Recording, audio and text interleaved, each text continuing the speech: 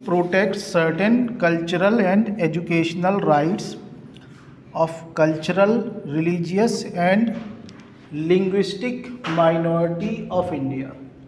तो देखिए ये सांस्कृतिक, धार्मिक और भाषाई जो अल्पसंख्यक हैं, ठीक है, सांस्कृतिक अल्पसंख्यक जिनकी संस्कृति 50% से कम है, धर्म के आधार पर जो 50% से कम है, या भाषा के आधार पर जो 50% से कम है, ठीक है ना। तो कोई भी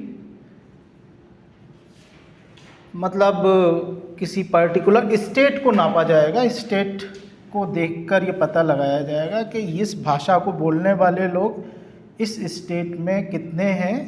अगर वो 50% से कम है तो माइनॉरिटी हो जाएंगे, और माइनॉरिटी हो जाएंगे तो आर्टिकल 29 और 30 के राइट्स उनको मिल जाएंगे।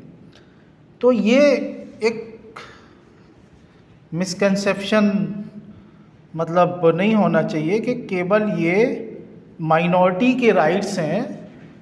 ये माइनॉरिटी जो भाषाई माइनॉरिटी है, धार्मिक माइनॉरिटी है और सांस्कृतिक माइनॉरिटी है, उनके अधिकार हैं। अब देखिए 29 clause 1 provides that the section of the citizen residing in the territory of India having a distinct language, script और कल्चर, जिसकी एक खास भाषा होगी, लिपि होगी और संस्कृति होगी, shall have right to conserve the same, तो उसको बनाए रखने का अधिकार होगा। ये 29 क्लॉज 1 की भाषा है। तो article 29 clause 1 does not refer to any religion. तो इसमें कोई धर्म की तो बात हुई नहीं, केवल ये कहा कि भाषा, लिपि और संस्कृति, उसके आधार पर कोई भाषा, लिपि और संस्कृति, कल्चर के आधार पर कोई अगर माइनॉरिटी है तो उसको बनाए रख सकता है, क्योंकि माइनॉरिटी के ख़त्म होने का ख़तरा ज़्यादा होता है। मेजॉरिटी ओबियसली अपना कल्चर बनाए रख सकती है, अपनी भाषा बनाए रख सकती है, अपनी जो ज़्यादा हैं तो वो अपनी भाषा, संस्कृति, लिपि को बेटर तरीके से कंजर्व कर सकती हैं, हिफाजत कर सकती हैं। लेकिन माइनॉरिटी की भाषा, लिपि, संस्कृति को भी मेंटेन किया जाए। तो 29 में ये बता दिया गया। रिलीजन वर्ड की बात नहीं है, धर्म की बात नहीं है। 29 clause 1 is not subject to any reasonable restriction. ये भी खास बात है, क्योंकि आपने ज़्यादातर आर्टिकल देखे होंगे तो वो शुरुआत जो हो रही है, चाहे वो धार्मिक आज़ादी का अधिकार है, उसकी जो भाषा थी 25 की, वो ये बता रही थी subject to public order, morality and health and other provision of this part. तो वो पहले ही बता दे रही थी कि आपको धर्म की आज़ादी तो है, लेकिन ये आज़ादी संपूर्ण आज़ादी नहीं है, एब्सोल्यूट आज़ादी नहीं है। इस पर रेस्ट्रिक्शन हमने शुरू से ही लगा दिया, क्योंकि सब्जेक्ट वर्ड ही अपने आप में शुरू हो रहा है। तो वो ये बता रहा है कि आपकी आज़ादी अधीन है, आपको आज़ादी है, लेकिन आपकी आज़ादी सब्जेक्ट है। किसके सब्जेक्ट है? Public order, health and morality और पार्ट 3। लेकिन ये आर्टिकल 29 जो बता रहा है वो ये बता रहा है कि ये किसी के सब्जेक्ट नहीं है, या इस पर कोई रेस्ट्रिक्शन नहीं है। और इस पे ऑब्जेक्शन भी होता है कि साहब माइनॉरिटी को आपने कितने वाइड राइट दे दिए, अधिकार इतने व्यापक क्यों दे दिए कि आपने इनको कोई सब्जेक्ट या किसी रेस्ट्रिक्शन के अधीन नहीं रखा। लेकिन मेरे ख्याल से ये रेस्ट्रिक्शन जो है वो मतलब माइनॉरिटी पे तो नहीं लगना चाहिए, क्योंकि वो तो अपने आप को बचाने के लिए पहले से ही लगे हुए हैं। तो उन पे पहले से जो कंजर्व कर रहे हैं, अपने भाषा, लिपि, संस्कृति को बचाने के लिए पहले से ही संघर्ष कर रहे हैं, और हम उनको पहले से कहते हैं कि साहब आप पे ये रोक टोक भी है, तो वो मेरे ख्याल से एक एग्जैगरेशन हो जाएगा। तो the right conferred by citizen to conserve their language etcetera are made absolute by the constitution. तो ये अधिकार एक एब्सोल्यूट अधिकार है, संपूर्ण अधिकार है, इस पे रोक टोक नहीं है। it must be noted here that how will the citizen having distinct language, script, culture, language conserve their interest is not mentioned in 29 clause 1. ठीक है ना, एक बात नोट करने की है यहाँ पे कि ये अधिकार तो दे दिया गया है कि आप अपने भाषा, लिपि, संस्कृति को बनाए रखिए, हिफाजत कीजिए, उसको बचाए रखिए, लेकिन ये नहीं बताया गया कि कैसे बचाएंगे। ठीक है, बचाने की कोशिश कर रहे हैं, गवर्नमेंट ने इस तरह के कुछ रूल बना सकते हैं जिससे वो बचे ही नहीं, कोई भाषा नहीं बचे। बहुत सारी भाषा ख़त्म हो गई, बहुत सारी भाषा ख़त्म हो गई। मतलब इंडिया की तो ये है, अभी इतनी सारी भाषाएं ख़त्म हुई हैं कि आप इमेजिन नहीं कर सकते कि मतलब बहुत सारी भाषाएं, कुछ भाषाएं बची हैं, फिर भी भाषाओं के आधार पर लड़ाई अभी भी जारी है। तो it must be noted here that how will the citizen having distinct language, script, culture conserve their interest, ये बताया नहीं गया कि कैसे बनाए रखेंगे, कैसे बचाए रखेंगे। केवल दे दिया है अधिकार कि आप इसको बचाए रखते हैं, छोड़ दिया है उनके ऊपर कि आप जिस तरीके से चाहें अपने भाषा, लिपि, संस्कृति को बनाए रखिए, आपके ऊपर है। ठीक है ना, गवर्नमेंट इसमें कुछ आपकी ज़्यादा हेल्प नहीं करेगी। आप अपनी भाषा को बचाइए। ठीक है ना, भाषा को बनाने के लिए, बचाने के लिए आपको बोलना पड़ेगा, समाज में उसको लोकप्रिय बनाना पड़ेगा, उसके न्यूज़पेपर निकालने पड़ेंगे, उसकी मैगज़ीन निकालनी पड़ेगी। तो ये सारी चीज़ें आपको करनी पड़ेंगी। अब आप करिए, आपके पास रिसोर्सेज हैं, तो आपके पास इतना सोशल मतलब एक कॉम्पिटेंसी है, तो बनाए रखिए उसको।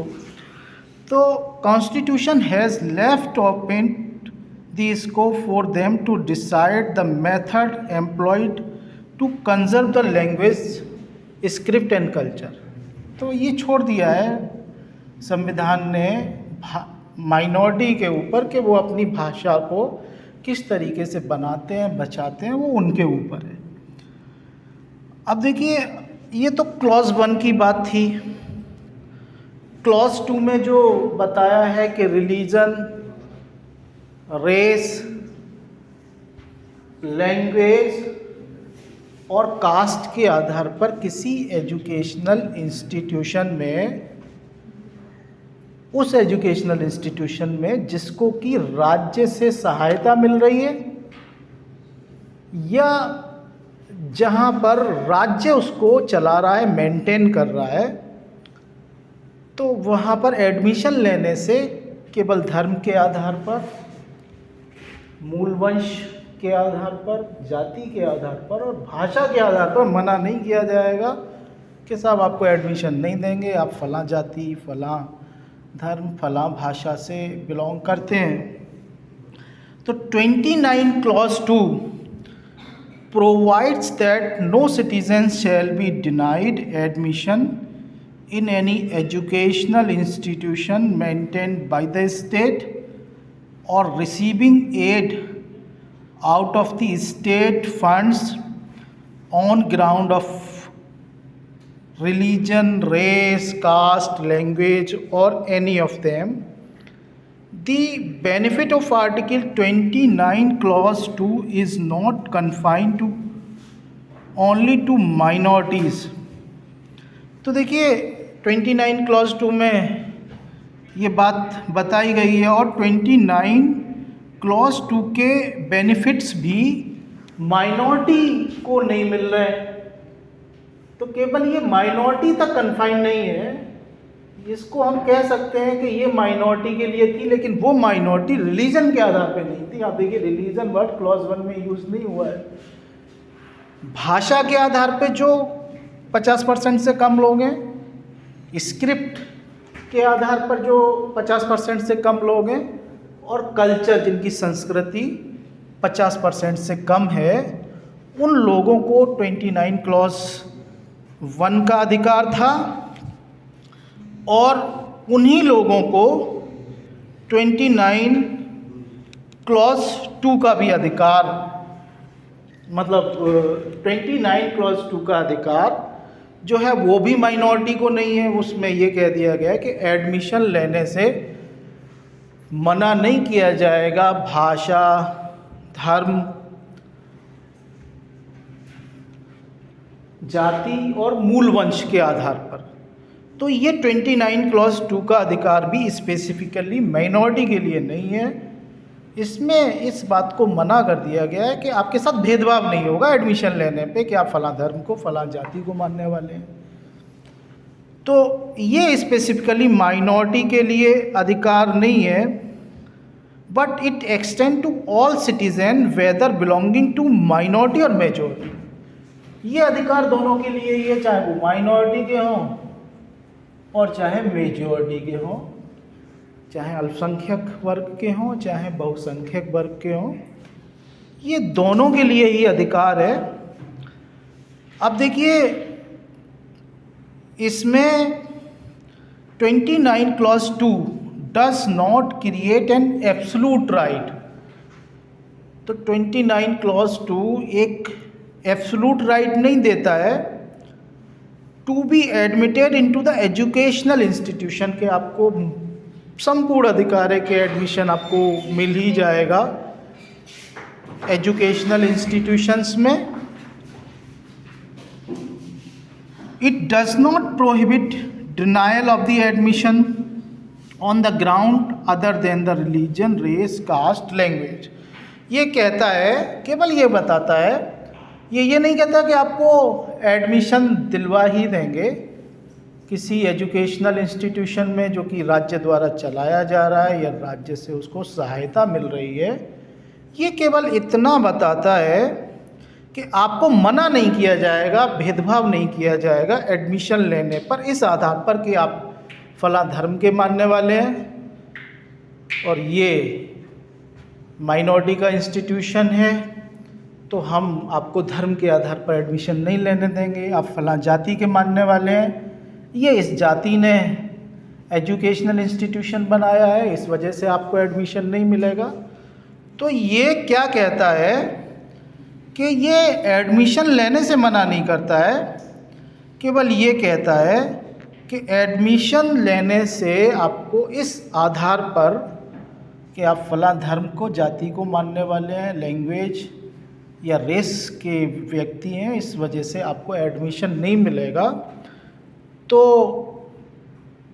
ये केवल इतना कहता है कि आपके साथ भेदभाव नहीं होने दिया जाएगा एडमिशन लेने पे। तो it does not prohibit denial of the admission, ठीक है ना।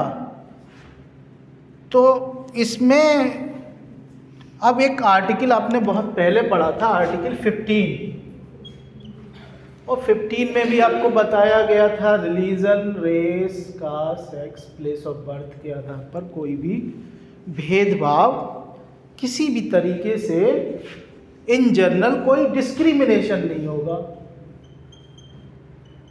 15 में आपको ये बताया था मैंने। और 29 भी आप देखिए, 29 का 2 ये भी कुछ ऐसी ही बातें कह रहा है कि एडमिशन लेने से रिलीजन, रेस, कास्ट, लैंग्वेज के आधार पर मना नहीं किया जाएगा। तो एक सवाल ये उठता है कि दोनों में फ़र्क क्या है।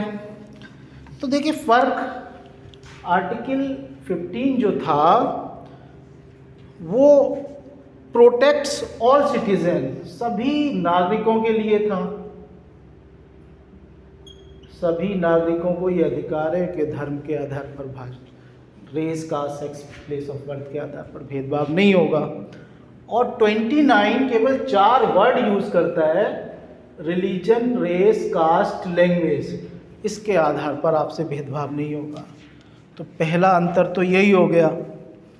दूसरा है कि article 29 extend protection against the state और anybody else who denies the right conferred by it. तो 29 + 2 अगर स्टेट आपसे एडमिशन लेने से मना करे या एनीबडी एल्स, कोई दूसरा आदमी मना करे एडमिशन लेने से, तो आपको 29 + 2 प्रोटेक्ट करेगा, सुरक्षा देगा। जबकि आर्टिकल 15 में सभी को जर्नल अधिकार था, ऑल सिटीजन को जनरली ये अधिकार था कि उनके साथ डिस्क्रिमिनेशन नहीं किया जाएगा किसी भी मामले में। तो यहाँ पर ये कह सकते हैं कि ये जो है इसके प्रोटेक्शन वो स्पेसिफिक मैटर में है। और वो स्पेसिफिक मामले क्या है, ख़ास मामले क्या है कि रिलीजन, रेस, कास्ट, लैंग्वेज के आधार पर भेदभाव नहीं किया जाएगा। और ये सभी मामलों में किसी भी एडमिशन ही नहीं बल्कि किसी दूसरी चीज़ में भेदभाव हो रहा है तो अभी एडमिशन लेने से मना किया जा सकता है। तो 29(2) gives protection against only a specific kind of discrimination। तो एक खास तरह का डिस्क्रिमिनेशन, क्या खास तरह का, एडमिशन लेने से कोई मना कर रहा है एडमिशन से, तभी 29 इन्वोक होगा, ठीक है ना, सामने आ जाएगा। और 15 prohibit discrimination on the ground of religion, race, caste, sex, place of birth. तो 2 एक्स्ट्रा ग्राउंड यहाँ पर हैं, आपको पता है, sex and place of birth. और रिलीजन यहाँ पे भी है, रेस, कास्ट यहाँ पे भी है और यहाँ पे भी है। तो 2 एक्स्ट्रा ग्राउंड यहाँ पे हैं और एक एक्स्ट्रा ग्राउंड जो लैंग्वेज है वो यहाँ पे है। तो ये भी थोड़ा एक अंतर का आधार है कि यहाँ पर 5 ग्राउंड दे रखे हैं और यहाँ पर 4 ग्राउंड दे रखे हैं, जिसमें से 3 तो कॉमन है दोनों में, यहाँ पे भी है, यहाँ पे भी है, और यहाँ पे 2 एक्स्ट्रा है, यहाँ पे लैंग्वेज एक्स्ट्रा है। तो आप ये समझ सकते हैं कि दोनों में कुल मिला के 4-5 ये डिफरेंस हैं जिसको मैंने आपको बता दिया है। अब देखिए 30 शुरू हो जाता है, इसके बाद में हम जनरल बात करेंगे आर्टिकल 30 के बारे में। सामान्य बात करेंगे पहले, और आर्टिकल 30